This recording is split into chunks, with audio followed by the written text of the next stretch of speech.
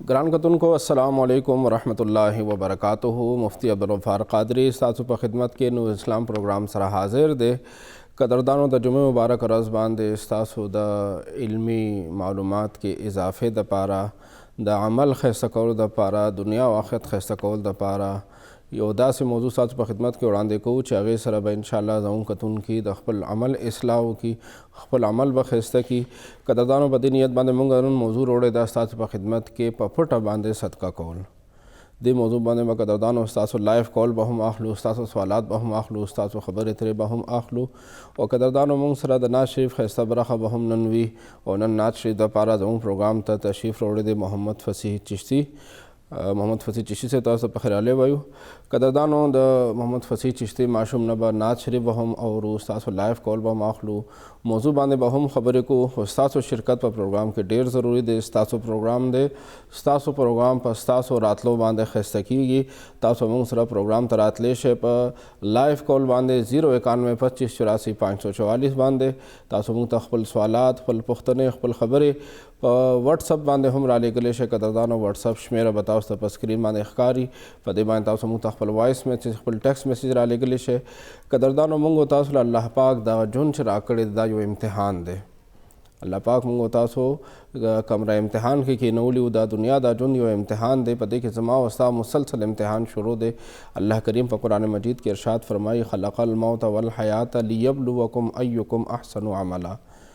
माँ मर्ग पैदा को जुन पैदा को दे द पारा शेस्तासु इम्तिहान वाखलमा चितासु की दचा अमल खैस्ता दे कदरदान अल्लाह करीम खैस्ता अमल इम्तिहान दल तक के तस्करा उकड़ला चेस्तासो अमल उगुरुमा दचा अमल खैस्ता दे अल्लाह करीम दाना दे फरमाइली दचासो के दचा अमल ज़ियात दे कसरत अमल आगा कदरदानो इस्लाम दागा मकसूद ने बल्कि हुस्न अमल आगा मकसूद दे चे इंसान हर यो अमल कई आगा दे खैस्ता हो की आगा दे पख तरीके सर हो की द अल्लाह द अल्लाह द रसूल द कानून मुताबिक हो की का आगा अमल डेर लग हम वो नो कदरदानो चे खैस्ता हो द अल्लाह करीम द बारगाह के मकबूल शो नो द इंसान द कामयाबी द पारा आगा सबब जुड़ दीशी द इंसान द निजात द पारा द दुनिया खुशहालो द पारा और द आखिरत कामयाबी द पारा दोनों जहान द पारा द खैस्ता अमल द सबब जुड़ दीशी नो कदरदानो खैस्ता अमल बांधे और ख़ तरीके बांधे यो नए अमल कौलो बांधे बनन मुंगा प्रोग्राम को कदरदानो दे प्रोग्राम द पारा दे मौजू द पारा शिकम हदीस पाक मुंग तासो टाकरे दे तासो पर खिदमत की आगबा स्क्रीन बांधे खारा की कदरदानों पतगे हदीस पाक के हम आकई करीम अलैहिस्सलातु मुबारक मुंग तासल तालीम राकड़े दे चे माँ होता चे कला अल्लाह द रज़ा द पारा यो नेक अमल को यो सदका को कदरदानों आगा पपटा बांधे पकार दे हदीस पाक राजी आकई करीम अलैहिस्सलातु बार फरमाई चे हागा सड़े चे कम सड़े आगा दासी तरीके से सदकाओ की पखी लास बांधे चे गस लास ता हम पता उन्होंने लगी चे देखी लास से सदका उकड़ला नो कदरदानो अल्लाह अल्लाह शानहु पदे बांधे दगे इंसान ला ढेर लोए अजर वर्कई चे दे नेकी दुम पपटा बांधे हो की चे खी लास बांधे कम नेकी उकड़ा कम सदका उकड़ा गस लास ता पता उन्होंने लगे दा मकसद दा कदरदानो चे दगा नेकी दुम प खुफिया तरीके से उकड़ा दुम रपट तरीके से उकड़ा हिच चाता खारा नकड़ला चे दागे नज़दे खपलवान नज़दे मरगरी हिस हुकुम दागे न खबर नशु और आगद अल्लाह अल्लाह शाह दराजा द पारा दग नेकी उकड़ला नो अल्लाह पाक बागल अस अजर वर्की कदरदानो आगे अजर बांधे बहुम खबरे को आगे नमक की कदरदानो यो खबरे सासो बजहन की नौल गाड़मा आगा खबर अदा कदरदानो चे मुंगो तासु दा ईमान दे द मोमिन द ईमान द पारा दा खबर ज़रूरी दा चे दे बा द अल्लाह अल्लाह शानु हूँ फ़ात बांधे ब ईमान रोड़ी कुरान पाक बांधे बरोड़ी टोल किताबुन बांधे बरोड़ी आकई करीम अलैहिस्सलाम और टोल अंबिया किराम बांधे और द शांते फ़रिख्तो बांधे और आगे की कदरदान और शिकम शिजुन मंद मोमिन द पारा ईमान ज़रूरी दे आगा द क़यामत रोज़ हम दा नो क़यामत द गरज़ आरवान द माँ होता हर यो इंसान क़यामत तरफ तब रवान यू आखिरत तरफ रवान यू नो कदरदान दग जुन माँ होता सरा मौका द चे माँ होता द रातलुन की क़यामत द पारा तैयारी होकू पखपल दगे दुनियावी जुन के दा से कारून हो कुछ जाऊँ रातलुन की जुन हम खैस्ता शी नन कदरदानो मुंगा तासो पदी दुनिया के सिसुमरा जुन तेरू नो अमूमन जबुंग जुन छदेश पेतो न वाखला अविया अतिया तरकाला जबुंग जुन भी अविया अतिया कालो के डेर खलक से अगर दुनिया न पड़दाशी औसत उम्र से जऊँ दगा तकरीबन अविया पुरे पेतो अविया अतिया पुरे औसत उम्र दे दिन ज़्यादा डेर कम कुछ खलक आगा दिन मख की जी नो दगे अविया अतिया कालो जुन दपारा कदरदानो मुंगा तासो फुल माशुमान में सबकू नवायु هغې باندې ماسټر کو، هغې باندې MS کو، دې دپاره چې د هغې راتلونکي ژوند ښایسته شي.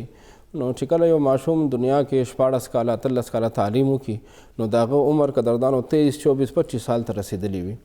نو بیا راتلونکي دغه 50 کاله یا 45 کاله ژوند دپاره مونږ هغې ماشوم باندې 15 کاله خواري کوو.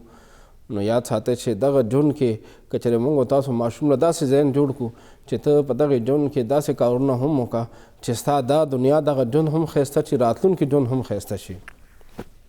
یو زمونږ مستقبل قریب دی، یو زمونږ مستقبل بعید دی. مستقبل قریب خو قدردانو دنیا دغه ژوند دی، دې دنیا کې زمونږ کوم راتلونکي ژوند دی، راتلونکي نوجوانانو دپاره هغه ځواني د ځوانانو دپاره کوم بوډاتوب دی، دا زمونږ مستقبل دی. خو یو دی پسې بل ژوند هم را روان دی چې هغې ته د بوډاتوب ژوند وي، هغې نه وروسته بیا مرګ هغه ژوند وي او آخرت هغه ژوند وي. نو قدردانو دا زمونږ مستقبل بعید دی. نو دغه راتلونکي ژوند دپاره هم ما تعالی خواري کول پکار دی. پښتو متل دی څه کرې هغه برې به. دې دنیا کې کوم کارونه وکړل د هغې په بدل کې آخرت کې بیا اجر و ثواب دی او یا هلته کې خدای دې نه کړي سزاګانې دي. نو دې دنیا کې موږ له داسې کارونه کول پکار دي چې د هغې په بنیاد باندې موږ ته آخرت کې اجر و ثواب میلو شي. نو قدردانو دغه قیامت دغه ژوند یقیني ژوند دی، دا زموږ د ایمان حصه ده. نو د قیامت د ژوند دپاره به موږ دنیا کې داسې عمل وکړو چې هغې باندې موږ ته قیامت د ورځې هغه تکلیفونه موږ نه لرې شي. دنیا د تکلیفونو لرې کول دپاره خو موږ خپل بچو باندې سبق ووایو، هغې ته یو هنر زده کړو، هغې ته یو کار زده کړو چې راتلونکي ژوند کې دې ځان دپاره پیسې وګټي او د چا محتاج نه وي او د ده ژوند هغه ښایسته ژوند وي، آرام او راحت والا ژوند وي.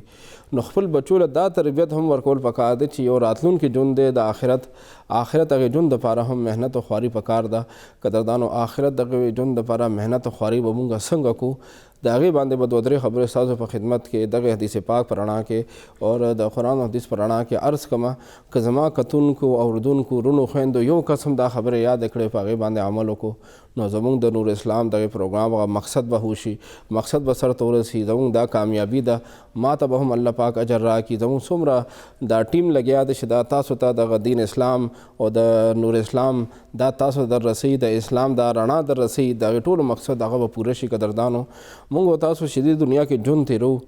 نو قدردانو موږ او تاسو خپل ځان دپاره د لباس غم کوو. که پلار د هغه د بچو دپاره لباس غم کوي چې اوړي راځي د اوړي کپړې والا اخلي، چې ژمې راځي د ژمې کپړې والا اخلي، ګرمې جامې اخلي، واسکټې کوټ او مختلف بنینونه والا اخلي، دغه شانتې پیزار جرابې والا اخلي چې ژمې را روان دی. خپل بچو دپاره د لباس غم کوو. قدردانو آخرت هم یو ژوند دی، آخرت لامحدود ژوند را روان دی، هغې دپاره هم لباس غم پکار دی. قیامت هغه سخته ورځ را روان ده، قیامت دغه سختې ورځ دپاره هم لباس غم پکار دی. نو یو پلار له پکار دی چې خپل ځان دپاره خپل بچو دواړو دپاره د راتلونکي د قیامت دغې ورځې هغې د لباس غم هم وکړي. د قیامت د لباس غم څه دی قدردانو؟ ډېر آسان عمل دی، ډېر آسان اور په هغې باندې ډېره خرچه هم نه راځي، په هغې باندې انسان نه هېڅ پیسې نه ځي، خو صرف او صرف نیت کې اخلاص راولي. اخلاص سره د الله جل شانه رضا دپاره، صرف او صرف د الله جل شانه رضا دپاره، دنیاوي غرض دنیاوي مقصد خراب سوچونه خراب نیت پکې نه وي، صرف د آسان غونته کې عمل وکړي نو الله جل شانه د قیامت هغې سختې ورځ باندې چې خلکو سره به لباس نه وي خو دغه انسان به خپل ځان دپاره لباس غم کړي. د خپل بچو ته دا عمل وښیي، په خپله دا عمل وکړي. قدردانو حدیث پاک کې آقا کریم علیه السلام مبارک ما او تا ته دا عمل ښودلی دی، ما او تا ته دغه سبق راکړی دی. که چېرې ما او تا د آخرت لباس غواړو نو ما او تا له څه کول پکار دي؟ د قیامت په هغې سخته ورځ باندې لباس پکار دی نو ما او تا له څه پکار دي؟ آقا کریم علیه السلام یو بل حدیث پاک کې فرمایي چې ما من مؤمن یعزي اخاه بمصیبت، چې کله یو مؤمن د بل مسلمان له ورشي او د هغه سره تعزیت وکړي، د هغه په مصیبت کې، د هغه په تکلیف او مصیبت کې، په هغه باندې غم رالو، په هغه باندې بیماري راله، په هغه باندې څه مشکل رالو، دې ورلو تعزیت دپاره، د هغه د مرستې دپاره، د هغې د تسلی دپاره. خو دا عمل صرف او صرف د الله جل شانو رضا دپاره وي، اخلاص سره وي. دې دپاره نه وي چې دې زما د پلار دعا دپاره راغلی او زه به هم وله ورشمه، دې زما د خپلوانو نیکه د دعا دپاره راغلی او زه به هم وله ورشمه، دا فلاني خو ما ته دعا نه ده کړې زه به نه ورځمه. دغه شانتې خبرې قدردانو دا د شیطاني وسوسې دي، صرف ستاسو دغه نیک عمل خرابول غواړي. دا سوچونه دا صرف تاسو د دغه نیک عمل نه محرومه کول غواړي، دغه لوی اجر نه دی محرومه کول دپاره شیطان داسې وسوسې اچوي چې ده خو تا سره ښه نه دی کړی ته ولې ورځې، د خو تا ته دعا نه ده کړې، د خو تا ته تعزیت نه ده کړې، دی خو جنازه کې نه و، دی خو دعا ته نه و راغلی، ته ولې ورځې؟ نو قدردانو دا شیطاني وسوسې ځان نه لرې کول پکار دي، شیطان له شکست ورکول پکار دي، او هغې تعزیت له صرف د الله د رضا دپاره وتلل پکار دي. که څوک نه دي راغلي هغې له هم ورتلل پکار دي، صرف په دې نیت باندې چې زه دنیا کې د دغه ورور سره په مصیبت کې تعزیت کوم، نو زه د رب ذوالجلال نه اجر غواړم، دغه انسان نه څه بدل نه غواړم، او رب ذوالجلال بدله څه اجر ورکوي. آقا دو جهان صلی الله علیه وسلم مبارک فرمایي چې الله جل شانه دغه شانته تعزیت کوونکي ته الا کساه الله من حلل الکرامت یوم القیامت، چې الله جل شانه دغه تعزیت ته ورتلونکي انسان له به د قیامت په هغې سخته ورځ باندې به د عزت لباس ور واچوي. د قیامت پر ورځ باندې دغه انسان په بدن باندې به د عزت لباس وي، دی به ډېر ښایسته وي په لباس باندې، ځکه چې دا هغه انسان دی چې دی په دنیا کې د خلکو سره په مصیبت کې تعزیت کړی او د الله جل شانه د رضا دپاره کړی. دې وجې نه چې دی ماله راغلی و زه به له ورشم، کلیوال دی زه به له ورشم، صرف د الله جل شانه د رضا دپاره، دې دپاره نه چې سبا به دی ماله راځي، دی به ما سره ودرېږي، دی به ما سره منډې تړې وهي، صرف او صرف د الله جل شانه رضا دپاره، دنیاوي اغراض دپاره نه، دنیاوي مقصد دپاره نه، غلط نیت او غلط سوچ باندې نه، صرف او صرف د رب ذوالجلال د رضا دپاره، رب ذوالجلال نه اجر حاصلول دپاره چې یو انسان په دنیا کې بل انسان سره تعزیت وکړي نو الله پاک ول دغه اجر ورکوي. قدردانو د آخرت د لباس غم خوش و چې موږ او تاسو صرف یو ځل الله د رضا دپاره یو انسان سره تعزیت وکړو، هغې کې زموږ بل څه دنیاوي غرض نه وي، ذاتي مفاد نه وي، بل څه ګټه نه وي، صرف او صرف د رب ذوالجلال د رضا دپاره ورشو. نو قدردانو موږ او تاسو د آخرت د لباس غم ځان له وکړلو، د خپل اولاد دپاره هغې ته هم دغه مسلې وښیو، نو هغې دپاره هم د لباس غم وشو. قدردانو بیا قیامت سخته ورځ را روانه ده، موږ او تاسو خو په دنیا کې ورځ کې څو ځله خوراک کولو، سهار به مو ناشته کوله، 10 بجې کې مو بیا چیس کړې، غرمې مو بیا روټۍ خوړلو، مازدیګر کې مو بیا چیس کړله، ماښام ماسپښین اوس مو بیا روټۍ خوړله، ورځ کې مو 4-5 ځله خوراک کولو. نو موږ خو دنیا کې د خوراک عادت شوي یو، د قیامت پر ورځ باندې به خوراک میلاویږي که نه میلاویږي، هلته کې خوراک هم به وي او که نه وي، هلته کې به چا له خوراک ورکولی شي که نه شي ورکولی. قدردانو دې دنیا کې چې موږ او تاسو بعضې داسې کارونه وکړو، بعضې داسې نیکۍ وکړو چې د هغې باندې الله جل شانه موږ له آخرت کې اجر راکړي، هغه نیکي زموږ قبوله شي، نو قدردانو د قیامت په سخته ورځ باندې به خلک په تکلیفونو کې به وي، خلک په مشکلاتو کې وي، خلکو باندې مو لږه تنده وي، خو یاد ساتئ کوم انسانانو دغه نیکۍ کړي وي هغې به د قیامت په هغې سخته ورځ باندې د خوراک د څښاک دغې تکلیف نه به خلاص وي. حدیث پاک کې آقا کریم علیه صلات والسلام مبارک زما او ستا د دغې تکلیف غم هم کړی دی چې یو انسان دا غواړي چې د قیامت دغې سختې ورځ باندې ما ته خوراک میلو شي، ما ته څښاک میلو شي. نو قدردانو آقا کریم علیه صلات والسلام مبارک ما او تا ته نسخې ښودلې دي، ما او تا ته طریقې ښودلې دي، ما او تا ته نیک عمل ښودلی دی چې دغه نیک عمل وکړه تا ته به د هغې ریټرن میلو شي، تا ته به د هغې ریپلای د هغې جواب میلو شي. قیامت پر ورځ باندې به تا ته دغه نیکي، دغه دنیا دغه نیک عمل تاله به اجر درکړي، تاله به بدله درکړي. هغه نیک عمل څه دی قدردانو؟ آسان عمل دی، ډېر ګران نه دی قدردانو. لږ شانته انسان خواري وکړي دنیا کې، لږ شانته تخم د دغې نیکۍ وکړي، نو د قیامت په هغې سخته ورځ باندې به الله جل شانه هغه ته دغې نیکۍ لوی اجر و ثواب ورکوي. آقا کریم علیه صلات والسلام مبارک موږ ته دغه عمل هم ښودلی دی چې نبي علیه صلات والسلام مبارک فرمایي من اطعم مؤمنا علی جوع، چا په یو مؤمن مسلمان باندې په لوږه کې خوراک وکړلو، یو انسان وږی او بل انسان رو لګېده په هغې باندې خوراک وکړلو، اطعمه الله من ثمار الجنة یوم القیامه، چې قیامت ورځ شي د قیامت په هغه سخته ورځ باندې الله جل شانه دنیا کې په بل انسان باندې خوراک کوونکي ته الله جل شانه د جنت میوې به ورله ورکوي.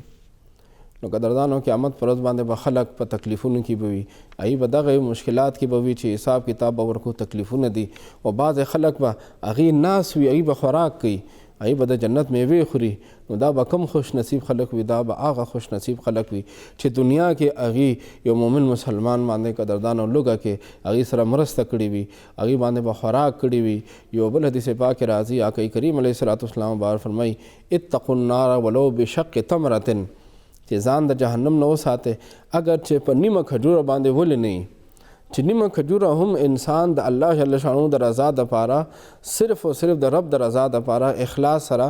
بل انسان لور کی نو قدردانو په دې باندې هم الله جل شانو دغه انسان د جهنم نه بچ کوي که دغه نیمه کجوره دا د الله جل شانو د رضا دپاره و معمولی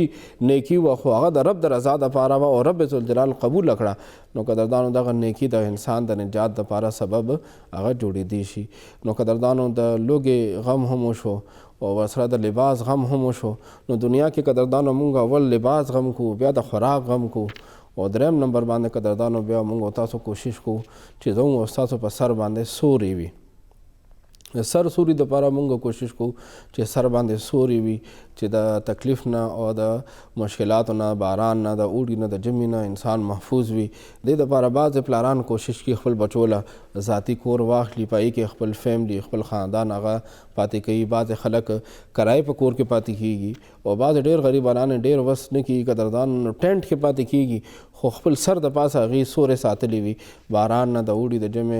نور نه تکلیفونو نه بچ کولو دپاره خپل بچو ته خپل فیملی ته ټینټ کې ژوند تېروي خو سر باندې سورې ساتلی وي قدردانو قیامت دغه سخته ورځ را ارمان ده قیامت دغه سختې ورځ باندې دغه نور او دغه تکلیفونو بچ کېدو دپاره یو سورې پکار دی اور یاد ساتئ قدردانو نبی علیه صلات والسلام مبارک حدیث مبارکه کې فرمایي چې نبی علیه صلات والسلام مبارک فرمایي چې قیامت پر ورځ باندې به صرف یو سوري وي بل سوري به هیڅ یو هم نه وي صرف یو سوري به وي چې هغه د الله جل شانه د رحمت سوري به وي د الله جل شانه د عرش سوري به وي الله جل شانه دغه رحمت او دغه عرش د سوري نه علاوه هیڅ یو سوري به نه وي صرف دغه یو سوري به وي دغه سوري د لاندې به څوک راځي قدردانو آقا کریم علیه صلات والسلام مبارک وہ کسان ښودلي دي په هغې کې یو کس هغه دی چې هغه د نن زموږ دغه ټاپک سره مناسب دی نو مونږ قدردانو د حدیث پاک هغه جز راغستی دی آقا کریم علیه صلات والسلام فرمایي چې هغه سړی چې هغه صدقه په دومره پټې طریقې سره وکړي چې ښي لاس باندې کومه صدقه چاله ورکړي او ګس لاس ته پته ونه لګي چې د چا لاسه ورکړلو یو صدقه دومره په پټه طریقه باندې وکړي چې نه خپلې ښځې ته ووي نه خپل رور ته ووي نه خپل پلار ته ووي نه ملګري ته ووي چې ما چا سره ښېګړه وکړه ما چا سره مدد وکړو یو بیمار سره یو ضرورتمند سره یو حاجتمند سره ما چا سره مرسته وکړله نو هیڅ چا ته مو نه وي په پټه باندې هغه صدقه وکړي نو قدردانو الله جل شانه د قیامت په هغې سخته ورځ باندې دغه انسان له دغه اجر ورکوي چې د عام خلکو نه بیل دی به د الله جل شانو د رحمت د سورې د لاندې به وي هغه ورځ باندې چې بل سورې به نه وي خلک به تکلیفونو کې به وي خلک به خپل ګناهونو مطابق د خوله کې به ډوب وي او دغه انسان به رب ذوالجلال د رحمت د سورې د لاندې به وي لایف کال باخلو السلام علیکم څوک د کوم ځای نه السلام علیکم وعلیکم السلام ذیشان خبرې کوم مردان نه مفتي صاحب جی څه ویل غواړئ جی مفتي صاحب وظیفه م داسې غواړو چې مونځ ته مو زړه لګي د مونځ دپاره ها او جواب ها صحیح بل څه خبره شته وروره نه جی نه مهرباني جی ډېره مننه تاسو ډېره شکریه تاسو کال وکړو تاسو پروګرام ګورئ زموږ کوشش به وي چې انشاءالله تاسو له پروګرام کې جواب درکړو قدردانو کله هم موږ تاسو یو نیکي کول غواړو نو شیطان اول کوشش دا کوي چې موږ تاسو هغې نیکۍ نه پاتې کړي او مختلف وسوسې مختلف خبرې زړه کې هغه اچي چې موږ تاسو دغه نیکۍ نه محرومه پاتې شو خو چې کله بیا هم یو انسان خوش نصیبه وي قدردانو او هغه کوشش وکړي او دغه نیکۍ طرف ته خپل ځان تیار کړي نو قدردانو بیا شیطان کوشش کوي چې موږ تاسو دغه نیکۍ نه محرومه کړو قدردانو خبر به پوره کوم خو لایف کال واخلو السلام علیکم څوک د کوم دی نه هلو السلام علیکم ولې پروډوسر صاحب تا ما دا وایي چې دا د ګلبهار تاڼه میلاو کړې جی جی څه ویل غواړئ وروره زموږ د ګاونډ نه کال ډراپ شو قدردانو کله هم تاسو کال کوئ نو بیا کوشش داسې کوئ چې تاسو ټي وي آواز بند کړئ موږ سره لایف کال باندې راشئ او داسې ځای نه کال ملو چې ستاسو سګنل پوره وي چې ستاسو کمیونیکیشن موږ سره برابر وي نو موږ ته بیا ستاسو خبرې جواب درکول آسان وي قدردانو دمې ته ځو دمې نه وروسته بیا ملاویږو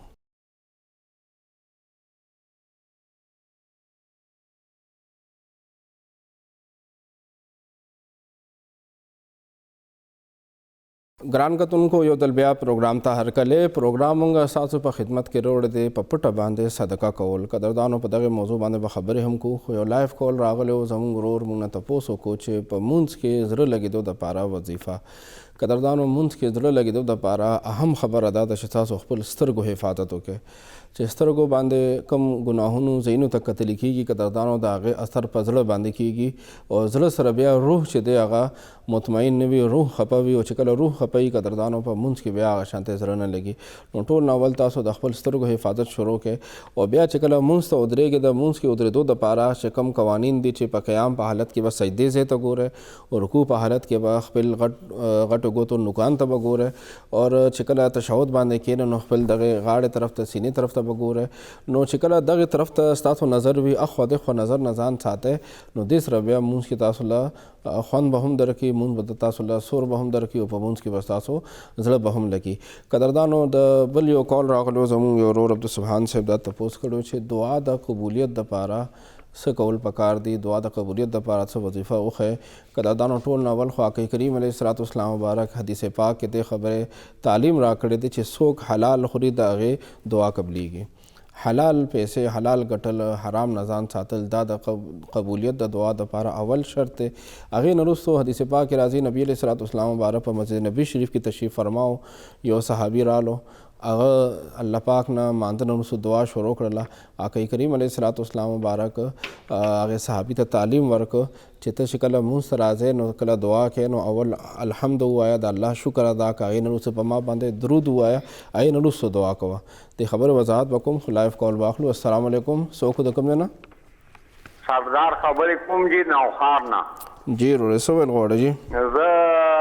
د ما په خوله جي هر وخت کنځل وي د دې وظیفه راکړه چې زه یې کنځلو نه واوړم جي ښه صحیح شو یو خو به تاسو دا یاد ساتئ چې کنځل ګناه ده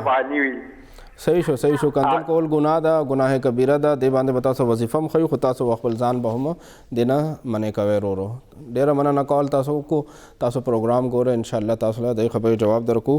قدردانو زموږ د ورور چې قبولیت د دعا دپاره خبره کړې وه نو د قبولیت دعا دپاره آقا کریم علیه الصلاة والسلام مسجد نبي شریف کې ناست یو بل صحابي رالو هغه اول مونځ وکړلو هغې نه وروستو بیا الحمد ووایي خدای پاک شکر ادا کو بیا درود شریف ووایي چې کله هغه دغه عمل وکړو دعا شروع کوله آقا کریم علیه الصلاة والسلام ورته آواز وکړو چې ته دعا غواړه الله پاک به تا دعا قبلوي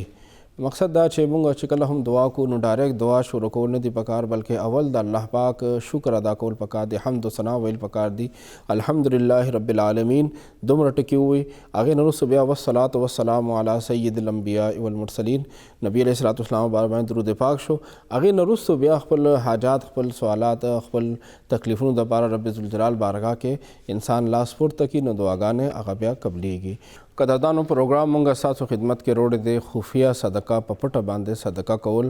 قدردانو کله هم چې مونږ نیک عمل کو شیطان اول کوشش دی چې مونږ او تاسو دغه نیک عمل نه منې کړي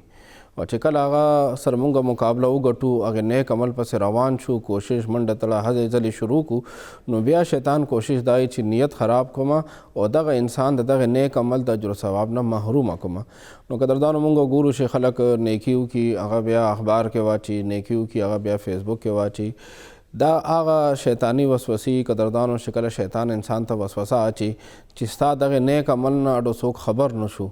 خلکو واه اونو کو خلکو په مخ کې ستا نیکي رانله خلک به تا ته ښه سړی څنګه وي نو مختلف خبرې قدردانو شیطان زړه ته وسوسې اچي چې ته خپل دغه نیکي خلکو ته ښکاره که خلکو ته ووایه چې ما دا ښه کار وکړو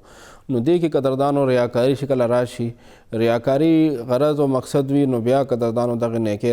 اجر و ثواب نه انسان محرومه کیږي بعض اوقات انسان د ریکارډ دپاره هغه تصویر وباسي چې هغه مجبوري وي چې کم خلکو هغه سره مرسته کړي پیسې ورکړي هغې ته اطمینان ورکول دپاره چې ستاسو پیسې په ځای ولګېدې ریکارډ دپاره انسان یو خبره مخې ته راولي هغه بېله خبره ده ریاکاري خلکو ته ښودنه خلکو نه واه اخیستل او خلکو په مخ کې خپل ځان ښه سړی ثابتول دپاره دغه نیت او اراده باندې خپله نیکي ښکاره کول ریاکاري کې راله نو قدردانو بیا دغه نیکۍ د اجر و ثواب نه انسان محرومه کیږي نو کوشش دا پکار دی چې انسان څومره حده پورې نفل صدقه انسان چې کوم نفلي صدقه ورکړي اسې انسان خیرات کوي اسې چا سره مرسته کوي نو هغه په پټه باندې ورکول پکار دي دلته کې زما او ستا دنیا کې دغه وړه نیکي هغه 100 روپو نیکي ده یا د 100 یا د زرګونو روپۍ نیکي ده خو هغه د هیڅ چا په مخ کې رانله او پټه پاتې شوه، نو د هغې اجر و ثواب په آخرت کې څومره میلاویږي قدردانو د هغې انسان سوچ او تصور هم نشي کولی. قیامت دغه طویل ورځ، دغه اوږده ورځ، د تکلیفونو او مشکلاتو هغه ورځ باندې انسان د دنیا دغې نیکۍ د وجې نه خلاصیږي. الله جل شانه د رحمت د سورې د لاندې راځي. قدردانو نور خلک په تکلیفونو کې وي، دغه انسان به د رب ذوالجلال د عرش الهي د سورې د لاندې به ناست وي، خوراک به کوي قدردانو، د رحمت د لاندې به وي، نو بیا به د عذاب نه هم بچ وي. چې رحمت د سورې د لاندې رالو، جنتي خوراکونه شروع کړل، نو رب ذوالجلال رحمت نه امید دی چې مخکې به هم جنت ته ځي. نو قدردانو دې دنیا کې کوشش داسې پکار دی چې بعضې نیکۍ زموږ او ستاسو په نامه اعمال کې داسې راشي چې د هغې ګواه صرف او صرف یو رب وي او یو دغه انسان وي. د هغې نیکۍ هېڅ چاته پته ونه لګي چې ما سره دغه نیکي چا وکړله. هغه انسان هیڅ چا په مخ کې راښکاره نه کړي چې ما دا نیکي کړې ده. په پټه باندې هغې خلکو سره نیکي وکړي چې کوم خلک دې پیژني نه، دې سره تعلق نه وي، یا هغې ته پته ونه لګي چې دا نیکي ما سره چا وکړله. بعض اوقات خاندان وي، ګاونډ وي، داسې خلک وي چې هغه کونډه وي، یتیم وي، مجبور وي، بیمار وي، حاجتمند وي، ضرورتمند وي، هغې ته د بل انسان د مدد ضرورت وي. نو قدردانو دا یو موقع وي موږ او تاسو سره چې دنیا کې د بل انسان سره د لږ پیسو ګټه وکړو، د لږ پیسو مرسته ورسره وکړو، د لږ پیسو تعاون ورسره وکړو، خو د آخرت هغه لامحدود اجر و ثواب ځان له حاصل کړو، د رب ذوالجلال رضامندي حاصل کړو. دا زما او ستا هغه ښایسته عمل دی چې رب ذوالجلال ما او تا دنیا ته دې دپاره رالیږلي وو چې زما او ستا امتحان واخلي چې زما او ستا کې د چا عمل ښایسته دی. رب ذوالجلال ښایسته عمل موږ او تاسو نه غواړي، ښایست د عمل غواړي، حسن د عمل غواړي، کثرت عمل نه غواړي. قدردانو کثرت عمل هغه رب ذوالجلال زما او تعالی نه غواړي، بلکې حسن عمل غواړي. عمل لږ وي خو هغې کې حسن وي، هغې کې د رب ذوالجلال رضا وي، ریاکارۍ نه پاک وي، د بل انسان ته دکلاوې نه پاک وي، خلکو ته ښودنې نه پاک وي. نو الله جل شانه هغه لږ عمل اگر که نیمه کجوره ولې نه یو ګوټ اوبه ولې نه هغه هم د انسان د نجات دپاره سبب جوړېدی شي، خو چې کله صرف او صرف د رب ذوالجلال د رضا دپاره وي. قدردانو زموږ ورور عبدالسبحان صاحب د دعا قبولیت هغه سوال کړی، د هغې کې یو خبرې دوه پاتې دي، هغې خبرې وضاحت هم وکړم چې دعا کې قدردانو آقای کریم علیه الصلاة والسلام مبارک باندې اول کې آخر کې درود وویلی شي. نو سیدنا عمر فاروق رضی الله تعالی عنه مبارک فرمایي چې دعا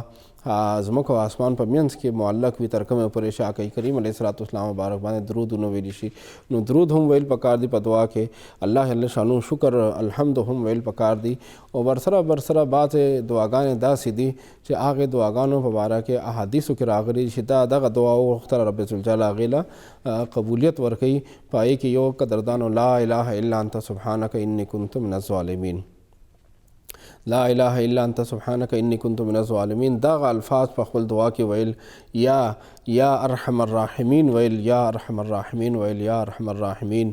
یا ربی یا ربی یا ربی. دا مختلف الفاظ دعاګانو کې راغلي دي چې انسان له پکار دي چې په خپل دعاګانو کې دغه الفاظ هم شامل کی، نو رب ذوالجلال رحمت به ورته حاصل شي، د ته دعا شرف قبولیت هغه به حاصل کی. قدردانو موږ بل ورور نوښار نه کال وکړو، د هغې د کنزل د عادت په باره کې خبره وکړله. ټول اول خبره خو دا چې مور او پلار له مشران له په خپل کور کې بچو په مخ کې داسې کارونه کول پکار دي چې هغه کارونه د ماشومانو په اخلاق او کردار باندې ښه اثر پرې وباسي،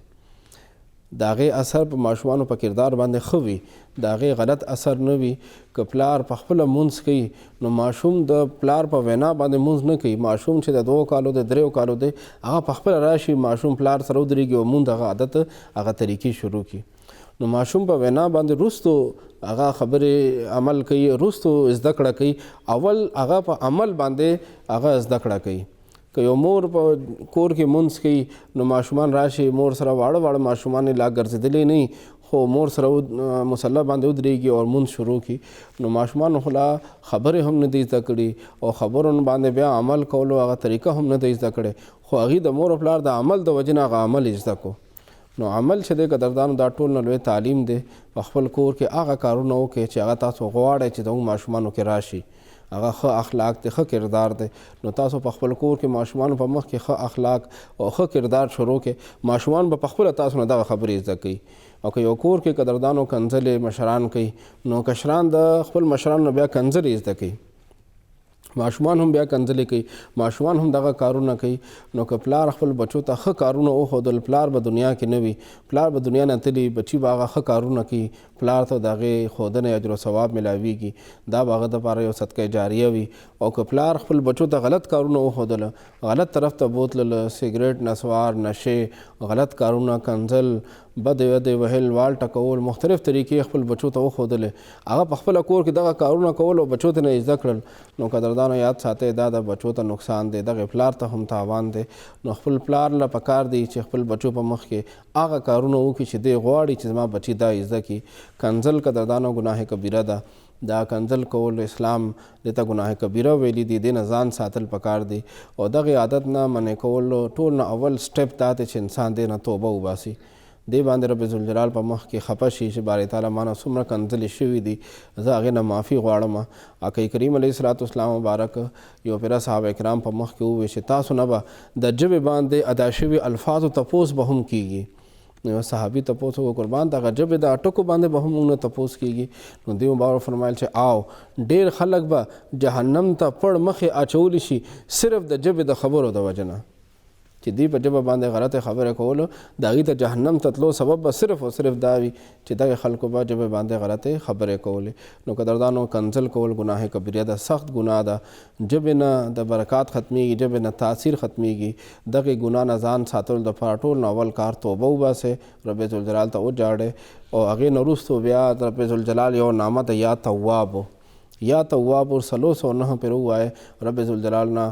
سوال کوئ چې خدای پاکه مانه دا عادت لرې کړي، رب ذوالجلال به دغه عادت ختم کړي. قدردانو پروګرام به جاري وي، وخت شوی د وړوکو ته کې دمې ته ورځو، دمې نه وروسته بیا میلاویږو.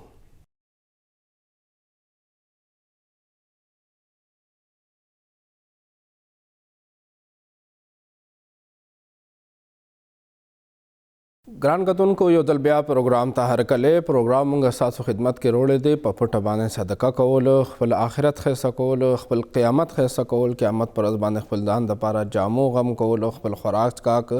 د هغې غم کولو، د سر سوري غم کول، دا ټول کارونه به موږ څنګه کوو قدردانو په دې باندې موږ پروګرام روړی دی. قدردانو موږ سره سوالات جمع شوي دي. یو ورور پوښتنه کړې ده چې مونږ نه علاوه سجدې کې دعا غوښتې شو که نشو غوښتې.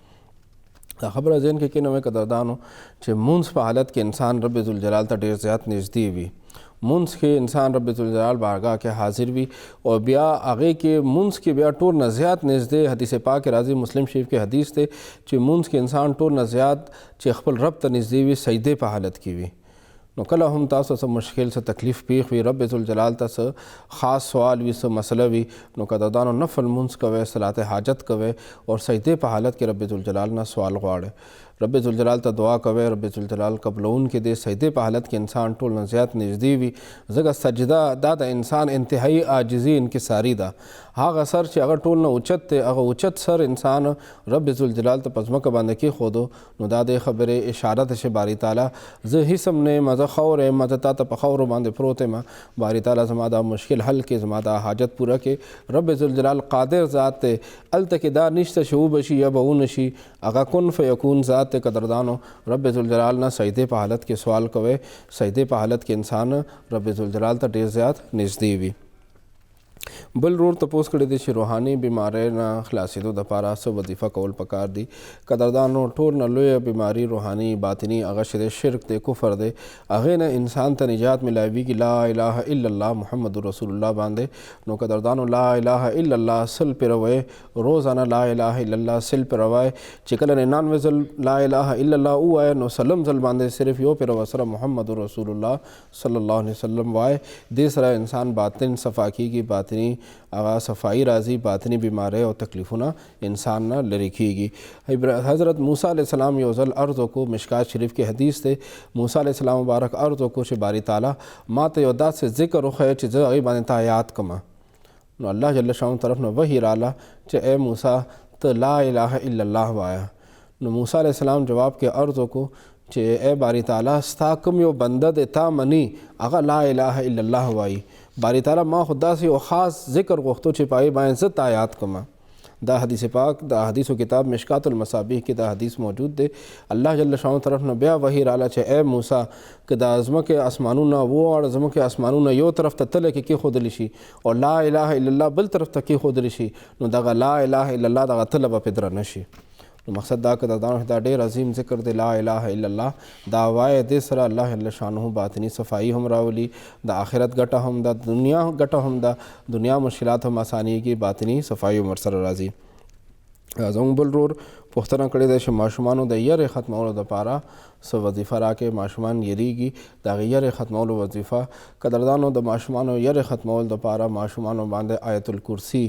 سار و ماښام سار وځلوای ماښام وځلوای. ماشومان به د هر قسمه یرې نه به هم بچ شي، پیریان نه به هم بچ شي. او نن سبا قدردانو ماشومانو دشمنان هغه روتي دي چې ماشومان ته نقصان رسوي، نو د هر قسمه نقصان او تاوان نه به ماشومان حفاظت کوي، نظر بد نه به هم محفوظ وي، د غلط خلکو نه به هم محفوظ وي. سار و ماښام وځله آیت الکرسي وای او ماشومان ته موی الله پاک به ماشومان د هر قسمه شر نه نقصان نه هغه به محفوظ ساتي.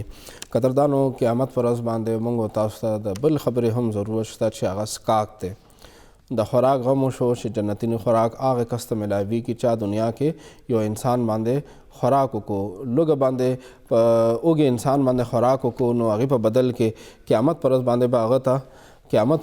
به هغه ته خوراک ملاویږي. نو چې سکاک دی غواړي چې ما ته اوبه راکړي شي، نو قدردانو د آخرت کې اوبو غم هم شته. آقا کریم علیه الصلاۃ والسلام مبارک ته رب ذوالجلال هغه حوض کوثر ورکړی دی، آب کوثر به هغې مبارک ورکوي. حوض کوثر نه به نبي علیه الصلاۃ والسلام مبارک خپلو امتیانو ته اوبو ورکوي. حدیث پاک راځي آقا کریم علیه الصلاۃ والسلام فرمایي چې کله زما یو امتی د حوض کوثر اوبه وڅښي، یو ځل هغه اوبه وڅښي، هغې نه وروستو چرې به هم دی بیا تږی نه شي. نو حوض کوثر سره به د هغې تنده ختمه شي او تنده چې ختمه شي قدردانو هغې نه وروستو که دی بیا شربت څکي که اوبه څکي که هر څه څکي هغه به خوند دپاره څکي او د ده تنده به بیا نه وي، تنده تکلیف تنده ورته بیا نه محسوسیږي. الله جل شانه دې طرف ته به قدردانو دا الله جل شانه بیا د باندې تنده او لوږه هغه به نه راولي. نو قدردانو نن پروګرام کې مونږ خپل مختصر او اختصار سره د ټول پروګرام هغه جایزه تاسو په خدمت کې پیش کو چې آقا کریم علیه الصلاۃ والسلام مبارک زما او ستا د دنیا او د آخرت د هرې خبرې غم کړی دی، خو هغې دپاره موږ تاسو تعلیم دا راکړی چې موږ تاسو په دې دنیا کې یو عمل وکړو، د هغې ریټرن، د هغې جواب، د هغې ریپلای، د هغې اجر به موږ ته آخرت کې ملاویږي. نو څوک دا غواړي چې آخرت کې ماته لباس ملو شي، دنیا کې قدردانو یو غریب باندې یو ضرورتمند یو لباس ورکړي، جامه ولا واخلي، دنیا کې د الله د رضا دپاره چا څه تعزیت وکړي، تعزیت دعا ورتلل، تعزیت ورسره کول، تسلی ولا ورکول، هغه له ډاډګیرنه ورکول، دا صرف او صرف د رب ذوالجلال د رضا دپاره وکړي. نو رب ذوالجلال آخرت کې به هغه له لباس ورکوي. دنیا کې یو غریب باندې یو ضرورتمند باندې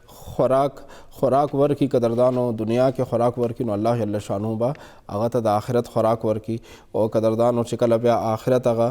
د حوض کوثر اوبه وڅکي نو د تنده به ختمه شي. او چې کله خفیه صدقه وکړي نو خفیه صدقې د وجې نه قدردانو دته به د رب ذوالجلال د عرش الهي سورې ملاویږي. نو روټي اور کپڑا اور قدردانو سر باندې سرسورې دا د مکان دا به د قیامت پر ورځ باندې ملو شي. الله جل شانه موږ تاسو په دې خبرو باندې عمل کولو توفیق نصیب کړي. قدردانو ډېر آسان اعمال دي، لږ خوارۍ باندې لږ محنت باندې، خو صرف اخلاص سره، ریاکاری ته نه وباسئ، خلکو نه دنیاوي مفاد، ذاتي مفاد، د دنیاوي ګټې ته نه وباسئ، صرف او صرف رب ذوالجلال رضا دپاره دغه اعمال وکړئ. نو آخرت کې به الله جل شانه د رحمت نه امید دی چې دغه اجر او ثواب به واخلو. پروګرام په آخر کې لایف کول راخلی دا به واخلو، بیا به پروګرام ختمو. السلام علیکم. څوک د کوم دی نه؟ السلام علیکم. مفتی صاحب د سوات نه خبرې کوم، وحید الله. جی ورور څه ویل غواړئ سوات نه؟ مفتی صاحب ما یو خوب لیدلی چې ما چې تاسو راته دا خوب دغه وکړي. خوب که مختصر الفاظو کې ویلی شي نو ووایه، ځکه خوب باتو کا ډېر تفصیل وي. او بل تاسو دا کار وکړئ چې خپل ټي وي اواز بند کړئ، موږ سره لایف کول باندې راشئ، ستاسو اواز صفایي نو موږ تاسو له جواب درکړو. مفتی صاحب زما د مور د وفات 3 میاشتې وشوې که نه جي؟ ها. او هغه چې دا ما په خوب کې لیدلي دا زه د هغې دیرې ته تللی یم، نو چې ما کله د هغې په قبر باندې لاس کېښودو نو د لاس سره هغه ډاریک راپاڅېده چې داریک راپاسېده نو په هغه لاس لکه ښه سیټ وه ښه برابر وه خو ګبراو شو وه ډېره زیاته په مقبره کې پوشه خلکو هغه هم وتښتېدو. بیا جي هغه ما په غېږ کې ونڅله چې کله ما په غېږ کې ونڅل لکه څنګه چې ماشوم مور تیته اچوي داسې خپلې مې د غېږ کې لاسونه خپې دغه شانتې هغه لکه ماشوم په شان زما په غېږ کې پرته وه. بیا ما خپل ورور ته چغې والې ما ورشه دا مولوي صاحب راوله چې لکه دا خو د قبر نه راپاڅېدل ته مولوي صاحب راوله د دې قبر لکه مړی چې د قبر نه راپاڅي نو خلک مولوي صاحب راولي نو ما هغه ته چغې والې جي بیا زه په دې کې راویښ شوم جي دا خوب راته جي تاسو ووایه زه ډېر شکي کړی یم جي دې خوب. صحیح شو، ډېره مننه. تاسو پروګرام ګورئ، پروګرام په اختتام باندې تاسو له مختصر الفاظو باندې جواب درکوم. ډېره شکریه. قدردانو کله هم تاسو یو خوب تعبیر غواړئ مخکې هم تاسو ته عرض شوی د پروګرام کې بار بار چې تاسو خپل خوب مونږ ته واتسپ باندې را لګئ. واتسپ کې مونږ تسلی سره پوره خوب وورو او که دې پروګرام کې نه نو بل پروګرام کې به جواب درکو او که پروګرام کې مونږ ته ټایم ملو نشي قدردانو نو بیا جمعې پر ورځ باندې مشرق اخبار کې دینی ایډیشن کې روحاني کالم راځي هغې کې زه خلکو له د مسایلو جواب ورکوم، خلکو روحاني مسایل او د خوب تعبیر زه بیا هلته جواب ورکوم. تاسو بیا هغه کالم هم ګورئ، مشرق اخبار واخلئ هغې کې وګورئ نو تاسو به خپل هلته خوب هغه تعبیر هغه به هم ملو شي. اوس مختصر وخت باندې قدردانو دا جواب دی چې کله هم یو انسان دنیا نه پرده شي نو قدردانو آخرت کې قبر کې هم هغه سره حساب کتاب کیږي. که هغه دنیا کې خلکو سره پیسې پاتې وي د هغه غاړه بنده وي نو قبر کې هغه په تکلیف باندې وي نو بچو له پکار دی چې د خپل پلار، د خپل نیکه، د خپل رور، د خپل خپلوان څوک وفات شي دغه حقوق العباد خصوصا ډېر خیال ساتل پکار دی. که چا باندې د قرض دی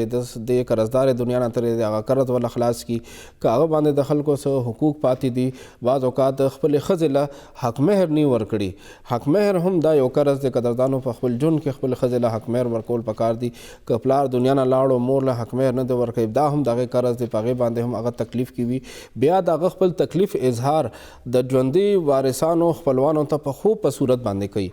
خوب کې ورته راځي او مختلف کارونه داسې ورته ښیي چې هغې نه پته ولګي چې هغه کس چې دی هغه په قبر کې په تکلیف کې دی نو د هغې د هغه دنیاوي حقوق ادا کولو غم پکار دی. د هغې وارثانو له شریعت قانون دا دی قدردانو چې اول به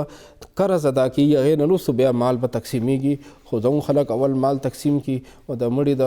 قرض که هغه حق مهر دی که نور حقوق دي د هغې ادا کولو غم نه کوي خو خپل ځان خپل خپلوانو کې وارثانو کې پیسې تقسیم کی او د مړي هغه حقوق هغه پاتې شي نو مړی ټول نه اول حق هغه تکفین و تجهیز دویم نمبر باندې هغې قرض ادا کول دي.